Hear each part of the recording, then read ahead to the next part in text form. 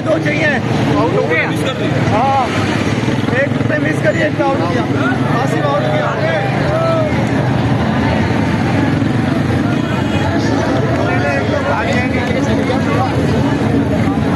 भाई तुम आर भी होगी तेरे भैया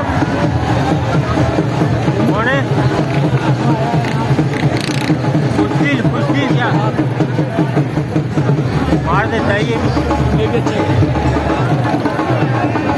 और अब तो 2 ही रन चाहिए बना ले। बोला मैं 2 एक भी ले ले बराबर तो हो। एक बॉल का आप में फेंक दो 2 रन। हाँ, फील्डिंग टाइट करेगी इंडिया, आगे आगे बुलाएगी, पीछे नहीं बुलाएगी। ये कितनी जान मार रहे हैं भाई, इधर से उधर, इधर से उधर। रिजवान बहुत अच्छा खेल रहा है, बहुत अच्छा खेल किया यार, रिजवान ने तो खुश कर दिया। पाँव में भी अलग इसके लगी हुई थी चोट। डाइट भी लंबी लंबी मारी, रन आउट नहीं हुआ।